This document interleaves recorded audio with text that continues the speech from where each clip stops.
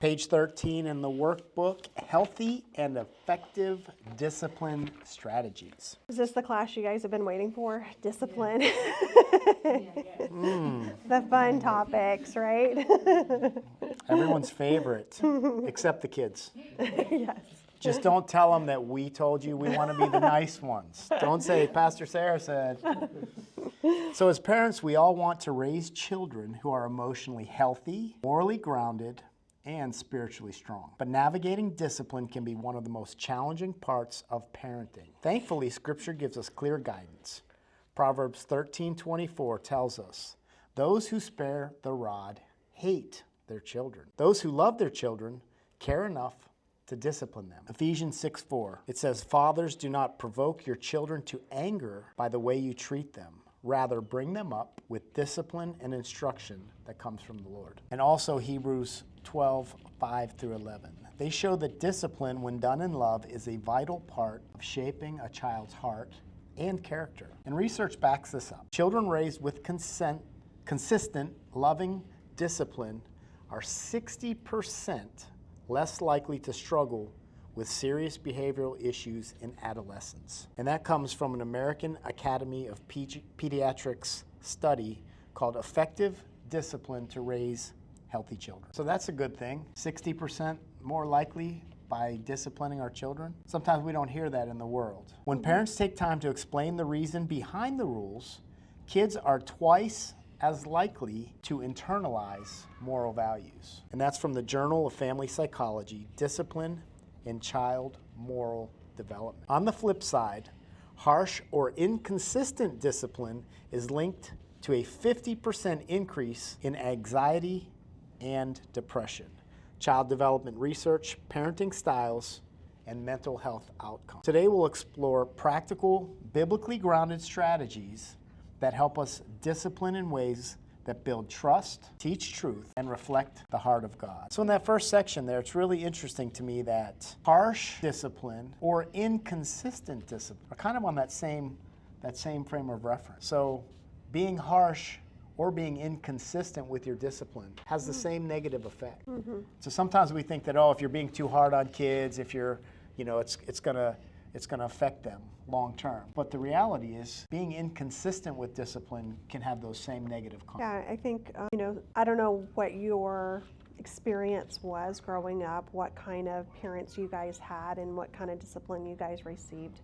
But, it was kind of, at least in my experience, a little normal to have parents that would raise their voices or have, people get loud and that was my experience. I know that was your experience too. Oh yeah, I had folks that would throw things and I'm not advocating for that in this class, right? But if we think of the, what we were raised with or by, sometimes we're like, hey, we're not going to do that. I'm not going to behave that way.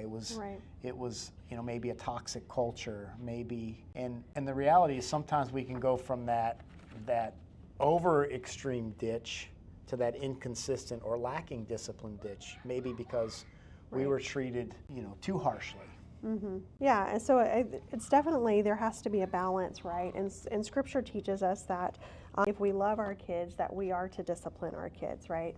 And we know that God, as the Father, right, He disciplines us too, right? He corrects us because He loves us and He wants us, He wants the best for us. And so that's not always a popular thing to talk about, but it is scriptural. And so we're going to look at some biblical principles of discipline. So discipline is an act of love, not anger, right? Discipline is, when we discipline, we should be demonstrating love to our child, not reacting through frustration or anger, but we should be responding out of love, because ultimately we're prioritizing the child's growth and health in the situation. Right? We want the child to grow and to mature and to be able to make good decisions on their own. And so the discipline is a way of helping to kind of form that and mold that in our kids and to encourage the correct behavior, right? It's not about controlling our kids or about punishing them. It's about helping to guide them on this path.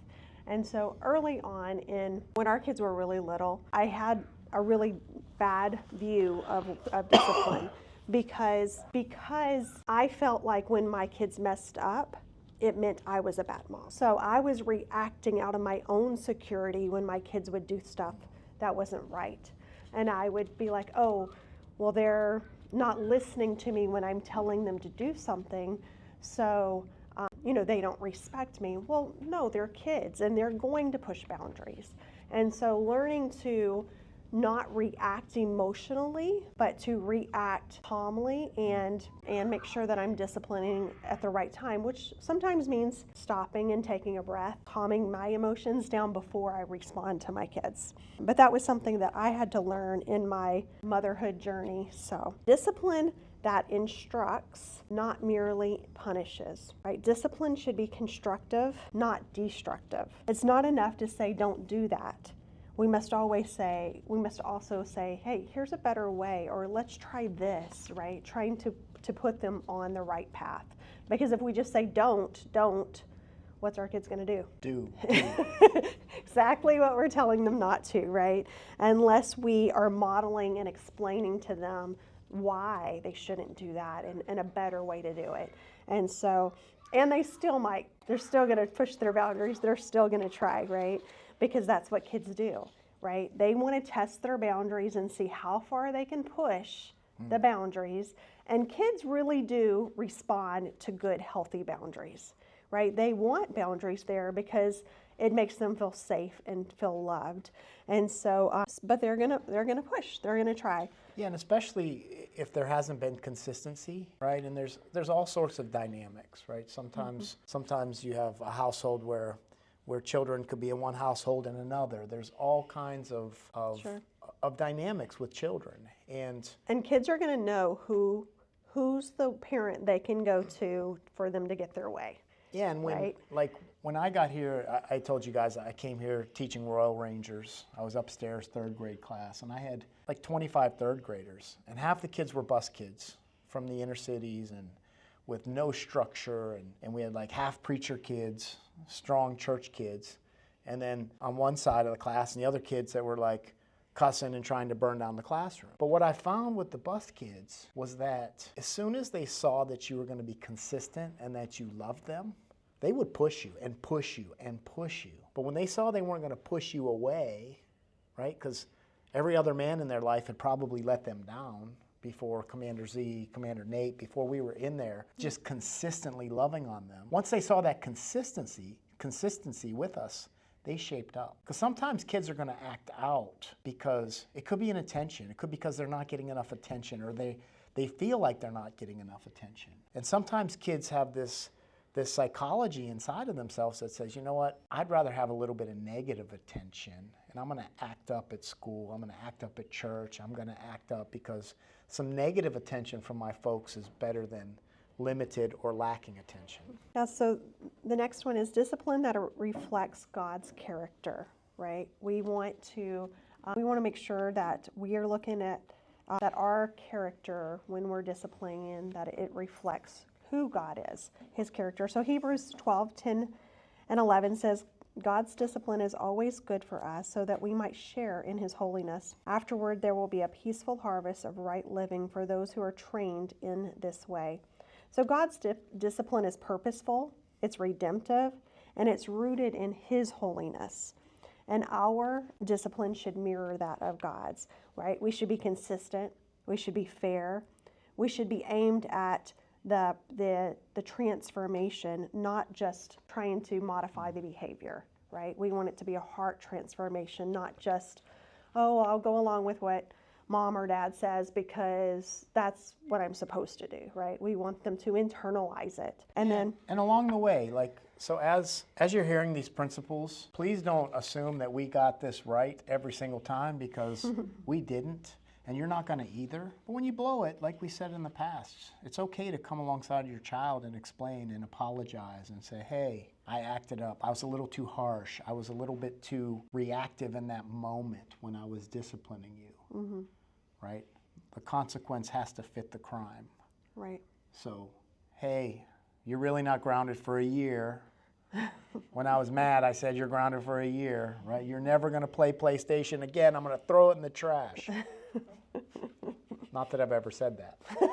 I may or may not have ever said that. Discipline that addresses the heart, not just behavior. Proverbs 4:23 says, guard your heart above all else, for it determines the course of your life. And so ask questions that help kids to reflect on what happened, right? What were you feeling when you did that? Is a question you could ask. What was going on in your, like what were you thinking? But not saying that in a negative way, right? Because you can phrase that question. What were you thinking? Exactly like that. And then it comes off harsh. But if you're really trying to get to the heart of the matter, saying, hey, what was going, like, what were you thinking? What were you thinking when you threw that paper ball at the teacher in class today? What was going through your mind that made you think that was a good idea?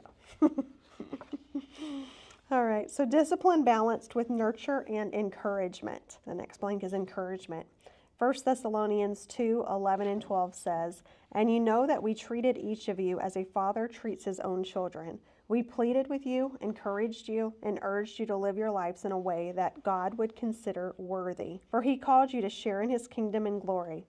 Discipline, it must be balanced with encouragement, with affirmation, with love, right? Kids, they really thrive when they know that they're loved, that they're supported, even when they make mistakes, because we all make mistakes, right? None of us are perfect. We make mistakes.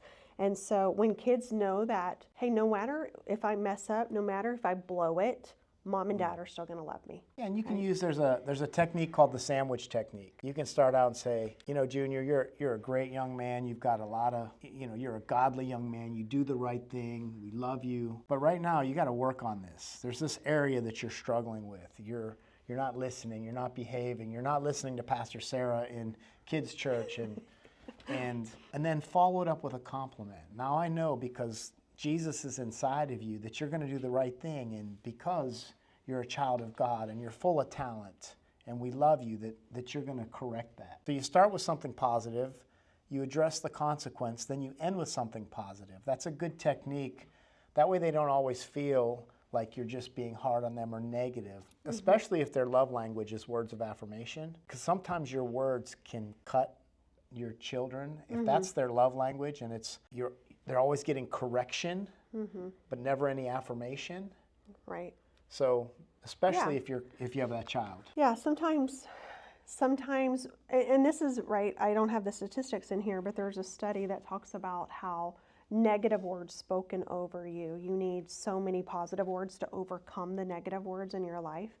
And so, keep that in mind, right? We want to speak life over our kids. We want to frame our not criticism, but our constructive criticism. Yeah, we want to frame those things in a way that's going to speak life into our kids and to encourage them and to build them up, because we don't want our kids walking away from the conversation feeling unloved and rejected, right? That's the last thing we want. We want our kids to know it's a safe place, that they are loved, that they can come to us and talk to us about things.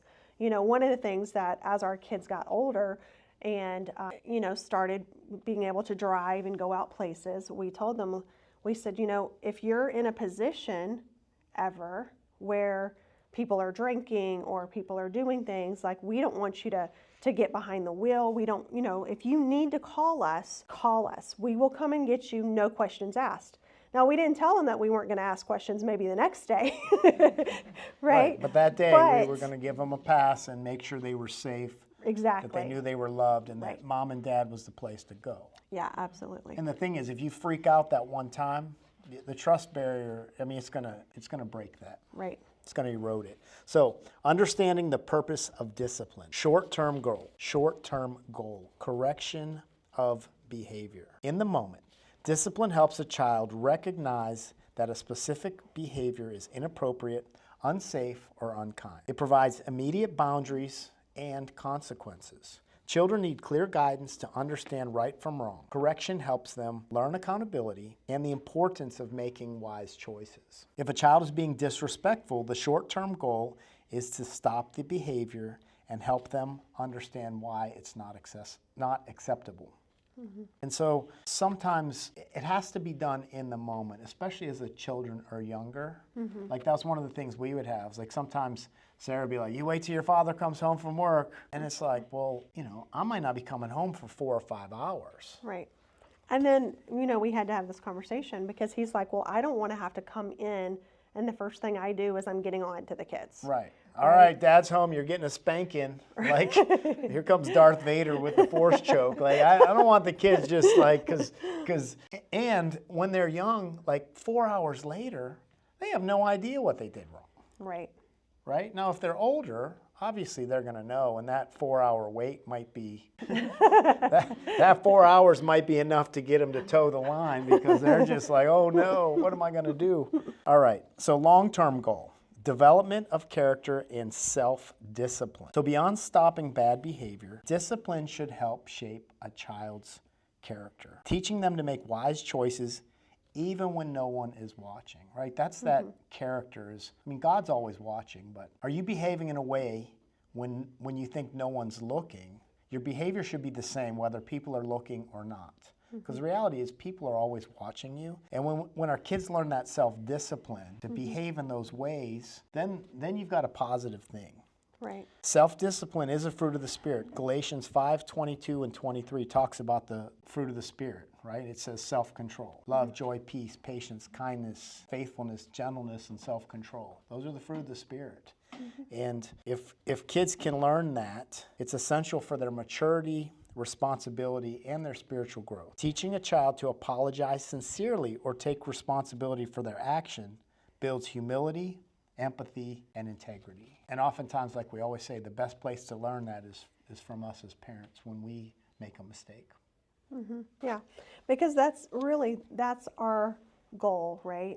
The example I gave you guys before of me discipline out of my own insecurities, right? That was my mistake, my issue that I had to work through. Because ultimately, as parents, what we want to do is we want to train up our kids so that they have good, strong character, right? We want them to make mistakes when they're young because it's safe. It's a safe place, right? That we can guide them and we can lead them. And the consequences to their mistakes when they're young are usually very small, right? It's they break something or it's insignificant things, but as they get older, the consequences of their mistakes get larger, right?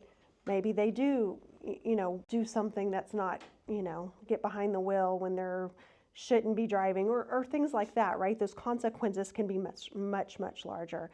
And so we want to help develop the right character at a young age so that the kids are really learning and growing from that. There's a really good book by Tim Keller called Raising Trophy Kids. And it's a good read because the premise behind the book is we have this idea in our society today that if my kids grow up successful, therefore I'm successful.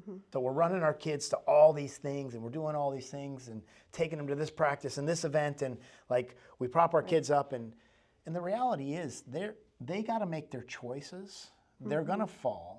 And like Sarah said, when the kids are acting a fool or doing the wrong thing and we're disciplining, it's not because we're failing as parents. Especially you're here, you're trying, you're getting new curriculum, you're implementing some new things, you're trying your best to be the best parents you can be. And again, you'll stumble, you'll make some mistakes along the way. We made plenty of them, right? And we tell our kids, hey, now you're having kids, you can mess your kids up the same way we messed you guys up. That's the great part about going on. So moving on, ultimate goal, heart transformation. That's the ultimate goal that leads to wisdom. The highest purpose of discipline is not just behavior management. It's heart change. We want children to grow in wisdom, aligning their hearts with God's truth. True transformation happens when a child understands why something is right or wrong and chooses to follow God's way out of love and conviction. Right? So when we do sin, when we do make a mistake, when we do stumble all along the way, when our kids get caught, teach them the difference between true repentance and regret. Regret is, oh man, I got caught, right? I'm sorry, Mom, because I'm upset that I got caught.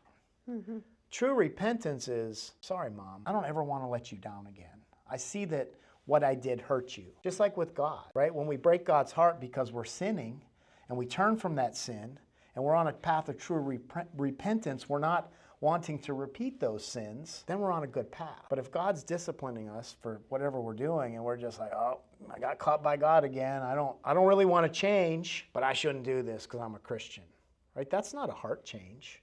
That's more regret that, oh, I can't do this because I'm a Christian. Can't do this bad habit anymore. I can't, instead of, I don't want to break God's heart. And when we teach our kids that the same way, and they enter in that true repentant heart, that true repentant mindset that's stood up on a biblical worldview, then there's a true transformation in their life. That's good. So effective discipline strategies by age. So Brennan kind of alluded to this a little bit earlier, but toddlers, so that 1 to 3 year old age, the discipline strategies have to be simple. They have to be immediate consequences, redirection, and consistency, right? Redirection is a good one. So if a kid is throwing rocks, right, and you're trying to say, okay, we can't throw rocks, you redirect them, give them a ball to throw, right? That's a simple redirection. One of the things that we always say in kids ministry, it's like, don't focus on the negative behavior, focus on the positive. So instead of saying, don't hit your friend, say, let's come over here and let's go do this. I know I'm getting out of your camera. So, right, trying to redirect what the child is doing. Because as soon as you say the negative thing, that's what they're hearing, that's what they're focusing on, right?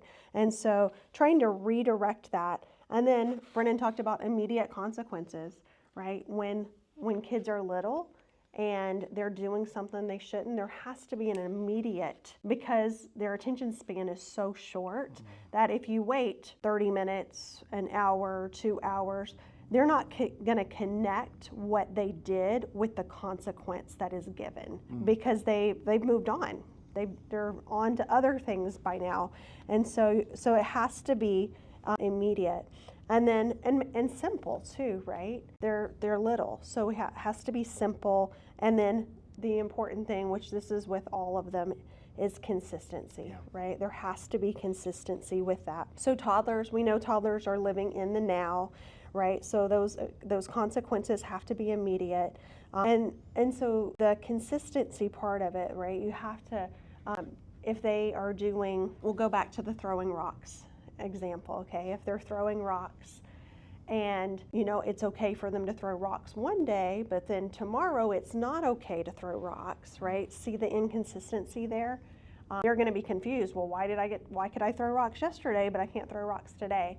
And so there has to be a consistency with that. Otherwise, kids get confused. Or if you were, as the parent, throwing rocks at people, like, and then you're telling them not to throw rocks. Good point, honey. Good point.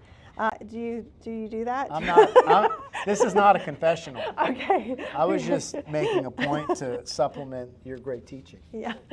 Well, I mean, sometimes, right, this is something that we've experienced. I know I've experienced that. Sometimes you're tired as mom, right? I know there were many days when our kids were little that I was tired.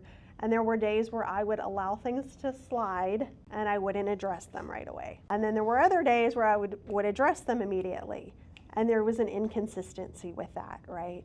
And so if you want the kids to get it, to understand why why they're not supposed to do something, you have to be consistent and really reinforcing that every time. So the next age group is preschool, which is 3 to 5 year old age range. And natural consequences is a good one, right? And so, and just an example of that would be if the kid doesn't want to wear their coat and they go outside and they get cold out there, a natural consequence is, well, I told you should have wore your coat. I'm not giving you my coat. That's hard to do as parents, right? Because we want our kids to be warm and we don't want them to get sick. But that is a natural consequence. What about those little plug receptacle covers? Take all those off, and if the kid sticks his finger, I remember learning not to do that. I remember getting shocked. Yeah, and you learned your lesson? I did, but that's probably not a good one. I wouldn't recommend that. That is not recommended with by the our natural children's ministry. consequences. Obviously, we want the kids to be safe. So timeout is another one, right, for that 3 to 5 year old age range, to help them to understand, like, hey, if you're throwing a tantrum, you're going to need to sit in a timeout. You're going to need to take a moment to cool down, collect your thoughts. And then positive reinforcement. The next blank is reinforcement. And so this is not an exhaustive list, by the way, guys. So these are just some strategies here. But the main thing is that discipline should be clear, it should be consistent, and it should be encouraging. We don't really talk about in here spanking kids. We spanked our kids. But it talks about it in the Bible. And so, but Well, we're not encouraged. Look, the bottom line is that's between you and God and your spouse if you're and married. your spouse, right? I mean, especially because sometimes parents come out of abusive relationships things were different back years ago. I mean, that whole cut a switch off a tree, that was a real thing, My parents used to say, go pick your switch out. right? Like that was a real thing. And I remember there was a prominent football player that did that, Adrian Peterson. I mean, he was like $10 million a year contract, and he did that and ended up almost in prison for it. And again, we're not advocating for or against that.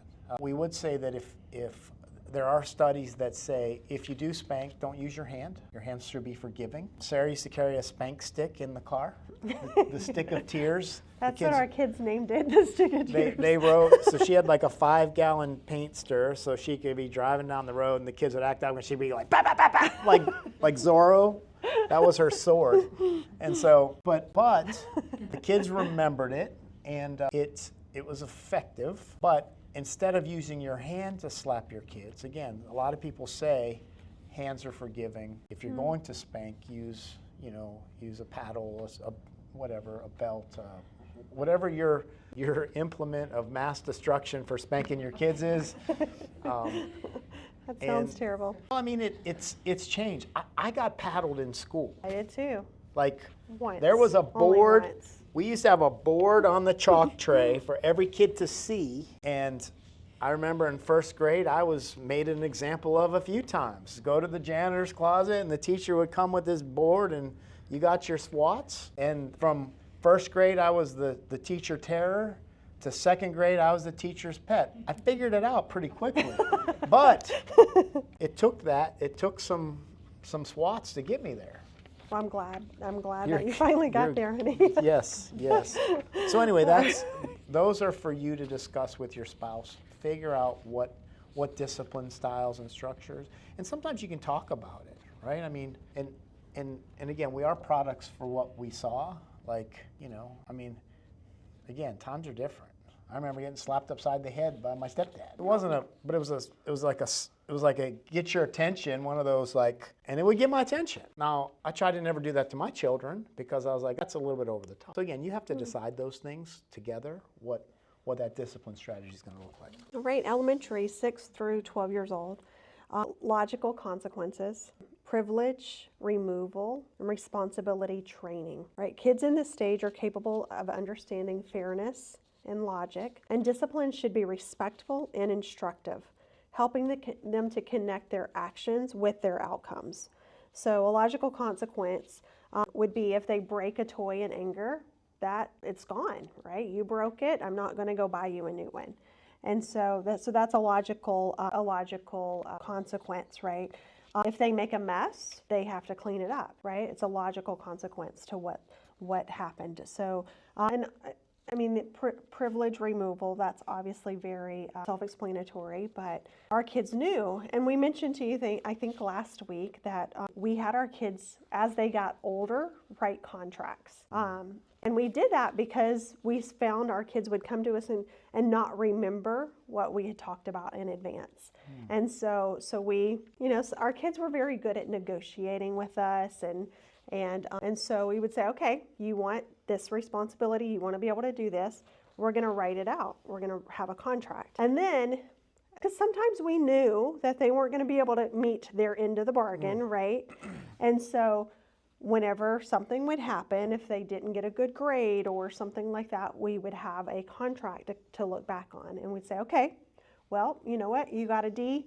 Here's your consequence. You know, whatever it was, you're grounded. I don't even remember what the consequences were. Well, I now, mean, a good but- example was our oldest, Zachary. He wanted to go to Anthem Prep. He was going to the prep school here, North Phoenix Prep. They canceled the football team. He wanted to play football, and Anthem Prep had football. And so he wanted to go up there, and he couldn't drive yet. And so he was a few months away from driving. And so we're like, son, we're not driving you to school to Anthem every day, right? So we're like, okay, aha. See, you should have got your license earlier, had your grades up, whatever it was. So he's like, it's okay, Mom, Dad, I worked it out. I'm gonna couch surf at our friend's house, my two friends' house. They're gonna host me until I get my license, so it's gonna be great. So he was smart. He eliminated our excuses. He'd already thought this through. So this was my best friend that he was going to stay And they had with. grown up in church since they were little kids. So it wasn't like we just randomly let him some stranger, because we wouldn't. So good clarification there. So anyway, so as parents, we're like, this isn't gonna right. But we had to give him the opportunity to try. So we're like, we think this is a really awful idea because you're 16 years old, you're gonna not have as much supervision. And he was like band gigging, they would play rock and roll together. And so we're like, this isn't a great idea, but here's our requirement. You have to keep your grades up, go play ball, you wanna go, if you don't, we're pulling you out of that school and you're gonna go to the local public school. And so, lo and behold, semester in, just like we were prophetic people, his grades got down, but then we have a choice to make as parents. We can go, oh, you know, it's going to affect him, and you know, all the things that we rationalize in our minds, like, oh, we should let him stay with his friends, we should let him stay at that school, he's already made friends, or we had to, you know, stick to our contract, which we did, and we. You know, we made him, you know, Although he begged and pleaded, right? Because that's what kids do. and you don't love me. You're gonna wreck my life. You're all the you know, all the awful things that he told us were gonna happen, the consequences. And he turned out okay.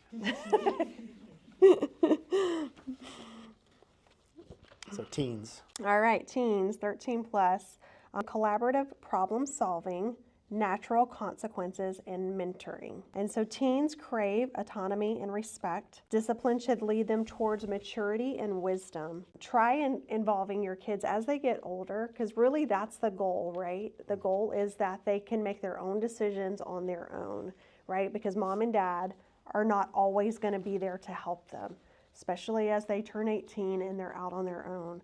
And so as they are growing and maturing, we really want those kids to be able to think for themselves, to be able to know the right thing to do, and to be able to make those decisions. And so this is something that I had to learn with our first one, because I still wanted to be in control. I still wanted him to listen to me and to do what I said. And so, but I knew that he was craving that respect. He wanted to be in control of his own life, right? And that's perfectly normal, and that's what we should want for our kids. But I struggled with that with him. And so I had to come to a place to where I treated him with respect, and I asked his opinion on things, and I got more input from him because that's what we're supposed to do, right? As they get older, we want them to want to talk to us about things and decisions, right? And that way we can be more of a mentor and a coach versus being the parent that says, no, don't do that. No, you shouldn't do that, right? We want to have that, right? I always tell our kids, like, when they were little, like, I'm not your friend, I'm your mom, right? But really, as they become adults, we want to be their friends, right? That's when that relationship shifts, right?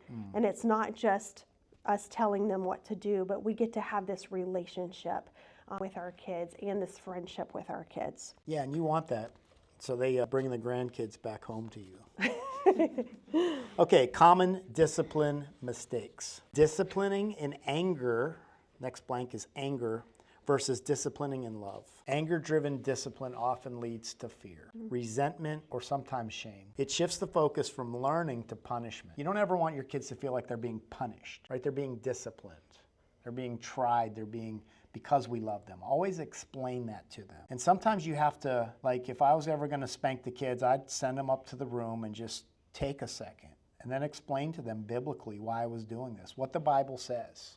That's because I love you. I know you're not going to get this now, but you know, the whole adage that, hey, this hurts me more than it hurts you. I don't want to spank my kids. No parent likes that. I mean, the reality is it does hurt us as parents. So making sure that, as James 1:19 tells us, to be quick to listen, slow to speak, and slow to become angry. If needed, take that moment, take that breath. Don't try not to be reactive when you're frustrated or angry. And that's not an easy thing to do. Right. But respond with clarity and compassion, not with emotion. Yeah, and if you find yourself in a situation where you are emotional or you are angry, it would be better not to discipline at all in that circumstance and to wait, right? To hold back until you are calm and you're ready. Because otherwise you're likely going to have a regret there that you were too harsh in that circumstance. So Yeah, another common discipline mistake is not being consistent. You know, we talked about this a little bit already. But Right. don't get in that habit of enforcing rules sometimes, but not all the time. That just causes confusion. So always try to be consistent. Right? our kids were really great at my love language is acts of service, and so and our kids know that, right? So they would always try to be very helpful around the house when they were grounded. They were like, "Mom, I'll wash your dishes for you. I'll go and do this or that," and just being really helpful. And then they're like, "You know, Mom, there's this thing I want to go do. Can I get off grounded early?" And so Yeah, and she was teaching him like to go to prison and get off on parole. and I was a sucker. I would fall for it a lot of the time. I would when our kids were little. And so, and then one day it's like, okay, you know what? What I'm teaching them is that they can do whatever they want to do.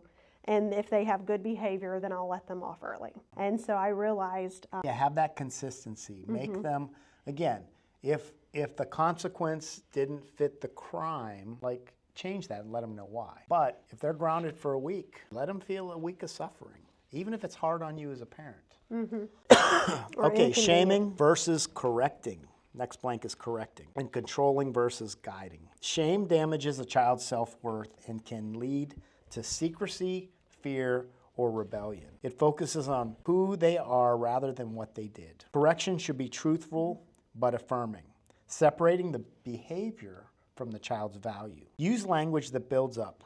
I love you, that behavior wasn't okay. Right? Your child isn't your enemy.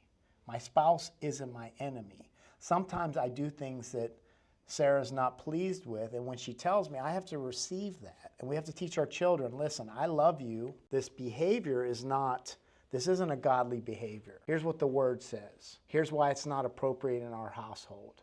Here's why the Zastro code that God's given us as a family, this is how we're going to act and behave. So set those boundaries. Kids may comply outwardly, but resist inwardly.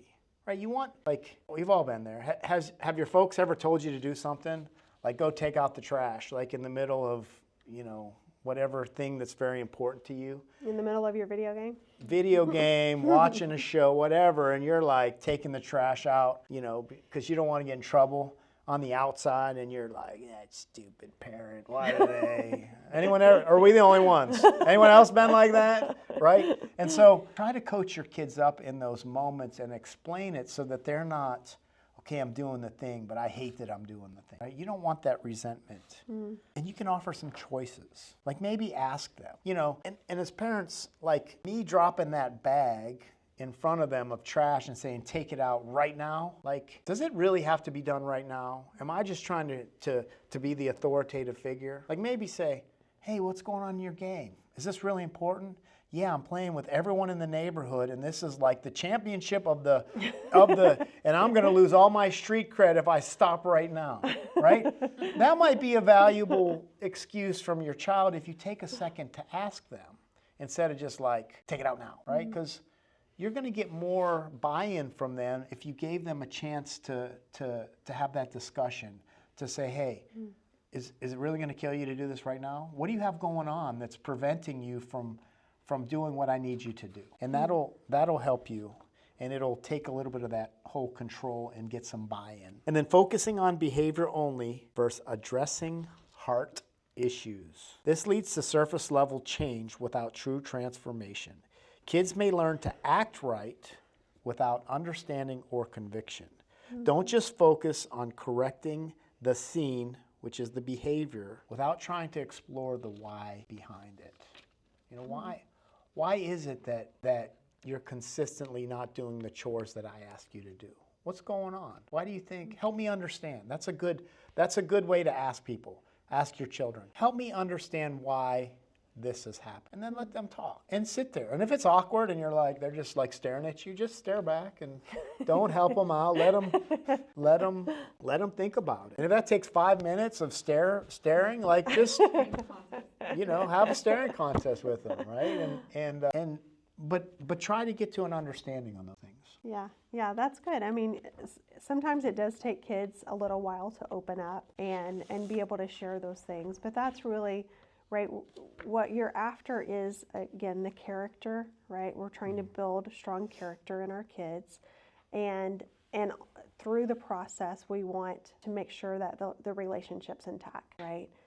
Because ultimately, right, we want to be able to speak into our kids, and we want to be able to speak life over them and guide them in their journey, right? And so taking the time to talk to them, to find out what's going on, having that relational equity, right? Especially as your kids get older, to have those conversations, to be able to talk, like Brennan was talking about with the video game, right?